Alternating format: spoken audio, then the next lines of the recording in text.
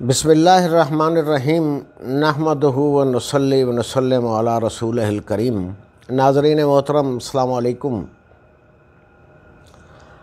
4-5 ہفتوں سے میں آپ سے گفتگو کا موقع نہیں ملا۔ میں نے ویسے تو عرض کیا تھا کہ یہ میری لائف ہسٹری ہے، لیکن صرف میری لائف ہسٹری نہیں بلکہ میرا زمانہ بھی ہے، میرے حالات بھی ہیں، دنیا کے واقعات بھی ہیں، جو کچھ میں نے دیکھا وہ مشاہدات بھی ہیں، اور جو کچھ تجربے ہوئے وہ بھی میں نے سب شامل کر لیا ہے۔ وہ جیسے فراز کا ایک شعر، شاید یہ میں نے پہلے بھی کسی پروگرام میں پڑھا تھا کہ غم دنیا بھی غم یار میں شامل کر لو، نشہ بڑھتا ہے شرابیں جو شرابوں میں ملے۔ ویسے آپ کسی کی بھی اگر لائف ہسٹری پڑھ رہے ہیں تو آپ نے یہ دیکھا ہوگا کہ اگر اس نے اپنے پورے زمانے کو اپنے ساتھ لیا ہے تو وہ لائف ہسٹری بڑی دلچسپ بھی ہوتی ہے، بڑی معلومات افزا بھی ہوتی ہے، اور اس میں آپ کی دلچسپی بھی بڑھتی چلی جاتی ہے۔ لیکن اگر انسان صرف اپنی ہسٹری بیان کرے اور زمانے کو اور حالات کو اور اپنے معاشرے کو اور اپنی اقدار کو بھول جائے تو پھر وہ چیز صرف اس کی ذات تک محدود ہو جاتی ہے، اور اس میں دوسروں کو کوئی دلچسپی پیدا نہیں ہوتی۔ بہرحال 4-5 ہفتے کی مسلسل غیر حاضری پر معذرت خواہ ہوں، اور آج آپ سے پھر گفتگو کا موقع مل رہا ہے۔ خوش نصیبی ہے، زندگی ہے تو یہ سلسلہ چلتا رہے گا۔ بات ہو رہی تھی میرے ایران کے سفر کی۔ اگر آپ کو یاد ہو تو میں نے بتایا تھا کہ 89 میں مجھے یہ موقع ملا کہ ایران کی طرف سے دعوت دی گئی، اور رئیس المؤرخین محمد ابن جریر طبری کا جو 1000 سالہ جشن انہوں نے منایا تھا اس میں شرکت کے لیے بلایا گیا تھا۔ تو آج کے پروگرام میں اس کو بھی شیئر کروں گا، اور بلکہ کر رہا ہوں کہ وہاں ہم جب ایران پہنچے تو وہاں میں نے کیا دیکھا۔ یہ ایک میں آپ کو بتاؤں کہ ایران اگرچہ انقلاب ایران کے بعد ایک آئسولیشن میں ہے، ایک تنہائی میں ہے، اور اس کے اوپر بڑی پابندیاں لگی ہوئی ہیں، لیکن وہ ایک قومی جذبہ جو میں نے ان کے اندر دیکھا وہ بڑا زبردست تھا۔ یعنی ہم جب اپنے یہاں کی بات کرتے ہیں تو ہم مختلف لسانی اکائیوں میں،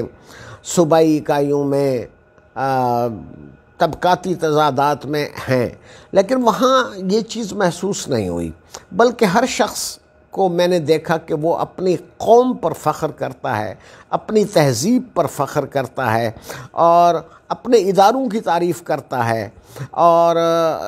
دوسروں سے وہ اپنے آپ کو، مثلا میں آپ کو بتاؤں کہ ہم یہاں سے ایران ایئر کی پرواز میں گئے تھے، اور ایران ایئر کی جو پرواز ہمیں ملی تھی وہ بڑا تھکا ہوا سا طیارہ تھا، لیکن وہاں جو صاحب ایک میزبان تھے ہمارے، انہوں نے جب مجھ سے پوچھا کہ آپ نے کیسا دیکھا ایران ایئر کو، تو میں نے ذرا کہہ دیا کہ ہمارے اس زمانے میں ہماری PIA کے جہاز بہت شاندار ہوا کرتے تھے۔ تو وہ کہنے لگے نہیں، ایران ایئر کی تو بات ہی کچھ اور ہے۔ انہوں نے باقاعدہ بحث شروع کر دی۔ اب میں ان سے کہہ رہا تھا کہ بھائی ہمارے PIA کی جہاز بہت اچھے ہیں، ان میں کھانا بہت شاندار ہوتا ہے، ان کی سیٹیں بہت، یہ تمہارا تھکا ہوا طیارہ تھا، یہ کمزور طیارہ تھا، یہ مجھے اس کی سیٹیں صحیح نہیں تھیں، اور باقی جو انتظام تھا وہ بھی صحیح نہیں تھا۔ لیکن اس شخص نے مجھ سے متواتر کافی دیر تک یہ بحث جاری رکھی کہ نہیں، ہماری ایران ایئر جو ہے وہ تمہاری PIA سے اچھی ہے۔ اسی طرح میں آپ کو ایک دوسرا واقعہ بتاؤں کہ مثلا انہوں نے ہمیں میں نے آپ کو بتایا کہ انہوں نے ہمیں ہوٹل لالے انٹرنیشنل، جو 5 سٹار ہوٹل تھا ان کا تہران میں، اس میں ٹھہرایا۔ اب چونکہ ہم گئے ایران ایئر سے تھے، اور واپسی پر بھی انہوں نے ہمیں ایران ایئر کی ٹکٹ دینی تھی، لیکن جب سیمینار ختم ہو گیا تو ایران ایئر کی پرواز نہیں تھی۔ ہم نے ان سے PIA کی پرواز تھی، ہم نے ان سے کہا کہ سیمینار ختم ہو گیا ہے، اب آپ ہمیں PIA کے ذریعے واپس بھیج دیں۔ انہوں نے 10 دن تک ہمیں اس ہوٹل میں بٹھائے رکھا، اخراجات ہمارے برداشت کرتے رہے، کھانا پینا سب فری تھا، رہائش فری تھی، لیکن PIA کا ٹکٹ نہیں دیا۔ 10 دن کے بعد جب ایران ایئر کی پرواز آئی تو اس سے انہوں نے ہمیں واپس بھیجا۔ خیر، یہ ان کی قومی عصبیت ہے، میں اس کو تعصب نہیں کہہ رہا، عصبیت کہہ رہا ہوں، کہ یعنی اپنی قوم سے، اپنے ملک سے، اپنے وطن سے محبت کرنا۔ یہ میسج بھی ہے کہ اگر ہم نے بھی دنیا میں اگر کوئی عزت حاصل کرنی ہے تو ایران اگر اتنی پابندیوں کے باوجود ایک قوم ہے اور اپنے آپ کو ایک قوم سمجھتا ہے تو ہم کیوں نہیں سمجھ سکتے، جبکہ ہمارے اوپر کوئی پابندیاں نہیں ہیں۔ الحمدللہ ہمارے وسائل بہت شاندار ہیں، ہمارے اندر بھی یہ قومی جذبہ پروان چڑھنا چاہیے۔ خیر، دوسری بات جو میں آپ کو ایران کے بارے میں بتانا چاہتا ہوں وہ یہ کہ تہران یونیورسٹی کے سامنے جو روڈز ہیں اور ان کے فٹ پاتھوں پہ ہم نے اتنی کتابیں دیکھی۔ اس زمانے میں تو کتاب کا کلچر تھا، اب پتہ نہیں اب ہے یا نہیں ہے، اب تو پاکستان میں تو کتاب کا کلچر دم توڑتا جا رہا ہے، لیکن تہران میں نے یونیورسٹی روڈ پر فٹ پاتھوں پر کتابوں کا فارسی ٹرانسلیشن، ہر کتاب انہوں نے بتایا کہ ہر کتاب جو دنیا میں کہیں بھی چھپتی ہے اور کسی بھی علم کے بارے میں ہوتی ہے، ہم اس کا ایک ہفتے کے اندر یا ایک مہینے کے اندر اس کا ترجمہ کر کے لے آتے ہیں، اور وہ فارسی میں وہ تمام میٹیریل ان کو اویلیبل ہوتا ہے جو کسی بھی زبان میں چھپا ہے، ان کے ٹرانسلیٹرز ان کے پاس موجود ہیں اور وہ کتابیں دیتے ہیں اور اپنے قوم کو وہ نالج دیتے ہیں۔ اب ہم جانتے ہیں کہ ایران اس وقت ایک نیوکلیر پاور کی طرف بڑھ رہا ہے، اور وہ نیوکلیر پروگرام تو کیسے ہوا ہے جب دو عالمی پابندیاں ہیں اس پر، تو ظاہر ہے کہ یہ ان کے اپنے سائنسدان ہیں، ان کا اپنا طریقہ کار ہے۔ یہ میں ایران کی بلا وجہ تعریف نہیں کر رہا، ایران کے صرف بہت سی باتیں ان کی ہمیں اس زمانے میں انقلاب ایران نیا نیا آیا تھا، کچھ لوگ ہمیں تنگ بھی نظر آئے، ایسے لوگ بھی ہمیں ملے جنہوں نے کہا کہ یہ جو علماء کی یا مولویوں کی حکومت ہے اس میں کرپشن ہو رہی ہے، یہ ہو رہا ہے، وہ ہو رہا ہے، لیکن یقیناً غربت بھی اس زمانے میں تھی، تمن بہت گرا ہوا تھا۔ تمن کی یعنی میں جب ہم واپس آ رہے تھے تو تہران ایئرپورٹ پر انہوں نے مجھ سے ایئرپورٹ ٹیکس مانگا۔ اب میری جیب میں اس وقت پاکستانی کرنسی تو تھی لیکن ڈالر بھی نہیں تھے اور ایرانی کرنسی بھی نہیں تھی۔ مجھے جو صاحب ایک شبیر صاحب تھے وہاں، اللہ ان کو سلامت رکھے، اب مجھے نہیں معلوم اس کے بعد میرا ان سے رابطہ نہیں رہا، وہ وہاں کے پاکستانی اسکول میں پڑھاتے تھے، تو ان سے میں نے کہا کہ یہ تو ایئرپورٹ ٹیکس مانگ رہے ہیں اور میرے پاس پاکستانی کرنسی ہے، پاکستانی کرنسی وہ لے نہیں رہے، ڈالر بھی میرے پاس نہیں ہے، تو کیا کیا جائے؟ انہوں نے جیب سے وہ پیسے نکالے اور مجھے دے۔ میں نے کہا کہ اب میں ان کو واپس آپ کو کیسے کروں گا؟ تو وہ کہنے لگے کہ بھائی یہ ٹیشو پیپر ہیں، آپ ان کو دے دیں، ان کی کوئی حیثیت نہیں ہے۔ یعنی تمن اتنا گرا ہوا تھا، اب آج کل بھی میرے خیال میں گرا ہوا ہے۔ بہرحال وہ سیمینار، میں بات تو کر رہا تھا کہ ہم سیمینار میں شرکت کے لیے گئے تھے، اور سیمینار میں شرکت چونکہ تبری پر سیمینار تھا اور اس وقت میں اسسٹنٹ پروفیسر تھا، وہاں نام کا ایک مسئلہ پیدا ہو گیا۔ انہوں نے جو اس کے تقریب کے اور سیمینار کے جو میزبان تھے انہوں نے کہا کہ میں آپ کے نام کا تعارف کس طرح کراؤں؟ میں اس وقت پی ایچ ڈی بھی نہیں تھا، میں نے کہا پی ایچ ڈی میں رجسٹرڈ تو تھا، آدھا کام میں تقریباً کر چکا تھا، لیکن پی ایچ ڈی ہوئی نہیں تھی ابھی تک۔ تو وہ کہنے لگے کہ میں آپ کو، کسی صاحب نے کہا کہ آپ ان کو ڈاکٹر لکھ دیں، تو انہوں نے کہا یہ ڈاکٹر تو ہے نہیں، تو ان کو ڈاکٹر میں کیسے لکھوں؟ تو پھر کسی نے کہا کہ پروفیسر لکھ دیں، انہوں نے کہا او نو، وہاں پروفیسر اتنا بڑا لفظ میں ان کے لیے استعمال کروں؟ یہ تو اسسٹنٹ پروفیسر ہیں ابھی تک، میں اس وقت اسسٹنٹ پروفیسر ہی تھا۔ تو یہ بڑا ایک، یعنی میں آپ کو بتا رہا ہوں کہ پروفیسر کی دنیا میں کیا اہمیت ہوتی ہے اور ان کو کس نظر سے دیکھا جاتا ہے۔ بالآخر انہوں نے میرے نام کے ساتھ ڈاکٹر تو لکھ لیا لیکن پروفیسر لکھنے پر وہ رضامند نہیں ہوئے۔ ہم یہاں طوطے والا بھی پروفیسر ہے، اور جو کسی کالج میں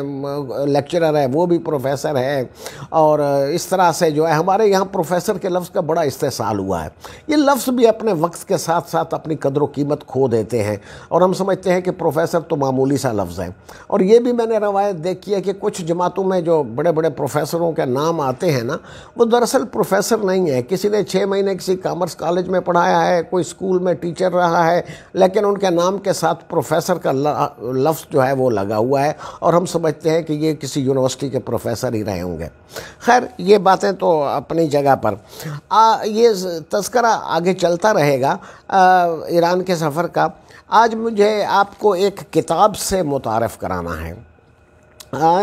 یہ کتاب ہے خواب کہانی، اور اس کا یہ کتاب بنیادی طور پر تو ایک ناول ہے۔ میں اس کی رائٹر کا آپ سے تعارف کراؤں تو وہ کچھ اس طرح سے ہے کہ ہم جب یونیورسٹی میں پڑھاتے تھے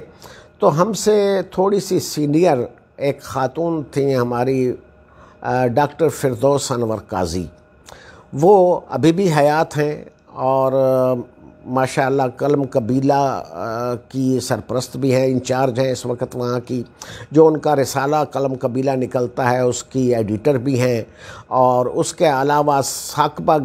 گرلز کالج، یہ اصل میں قلم قبیلہ بیگم ثاقبہ رحیم الدین نے قائم کیا تھا، اور یہ میڈم فردوس انور قاضی ان کا نام ہے، انہوں نے یہ ناول لکھا ہے۔ ناول کا میں تعارف کراتے ہوئے آپ سے یہ عرض کر دوں کہ انہوں نے، میڈم نے، ہمارا ان سے بڑا احترام کا رشتہ تھا، یہ ہم سے 2-4 سال پہلے ریٹائر ہو گئی تھیں، لیکن زندہ دل ہیں، متحرک ہیں، فعال ہیں، اور انہوں نے پہلے بھی ایک ناول لکھا تھا خواب کہانی، اور اب لکھا ہے یہ، بلکہ وہ نہیں، خوابوں کی، پہلا ناول کا نام تھا خوابوں کی بستی،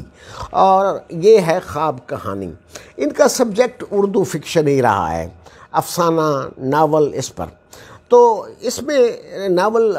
بنیادی طور پر تو ایک کہانی ہوتی ہے، لیکن کہانی کے اندر اگر بہت کچھ شامل کر لیا جائے، جیسا کہ میڈم نے کیا ہے کہ انہوں نے اپنے تعلیمی تجربات کی بنیاد پر اداروں کے میں جو سیاست ہوتی ہے اور اداروں کے جو حالات ہوتے ہیں اس کو بھی زیر بحث لائی ہیں، پھر جو معاشرے کے تضادات ہیں، ہمارے رویوں کے تضادات، ایک ہی گھر میں رہنے والوں کے رویوں کے تضادات، اور اس سے بڑھ کر طبقاتی تضادات، لسانی تضادات اور محرومیاں، اور سیاسی افق پر جو جس طرح سے تنظیمیں کام کرتی ہیں، یا جس طرح سے جو کچھ اداروں میں ہوتا ہے، اور جس طرح سیاستدان جو ہے وہ رویہ اختیار کرتے ہیں، تو انہوں نے ان چیزوں کو بھی اس میں شامل کر کے ایک اچھی کہانی ترتیب دی ہے۔ یہ اس کتاب کا تعارف مجھ پہ قرض تھا، سو میں نے اس کا تعارف آپ سے کروا دیا، اور اب ہے تو یہ خواب کہانی ہی، اور مجھے بہرحال میڈم نے خواب بنے ہیں، اور خواب بننے پر کوئی پابندی نہیں ہے، عملی طور پر جو کچھ ہوتا ہے، یہ کتاب آپ پڑھیں گے تو آپ کو معلوم ہوگا کہ اس کی اصل صورتحال کیا ہے۔ میں آخر میں یہ خوابوں کے حوالے سے یہ ایک شعر مجھے یاد آ رہا ہے کہ یہ الگ بات کہ تعبیر نہ ہونے پائیں، یہ الگ بات کہ تعبیر نہ ہونے پائیں، ورنہ ہر ذہن میں کچھ تاج محل ہوتے ہیں۔ یہ تاج محل ان کی خواب کہانی کا تاج محل آپ کے سامنے ہے، اسے پڑھیے اور اس سے لطف اندوز ہوں۔ اب یہ آئندہ میں نے یہ سلسلہ بھی رکھ لیا ہے کہ جو کتابیں میرے پاس آتی ہیں اور لوگوں کے تحائف آتے ہیں، ان کو انشاءاللہ ہر پروگرام میں آپ کے سامنے بھی پیش کرتے رہیں گے۔ بہت شکریہ، اجازت دیجیے۔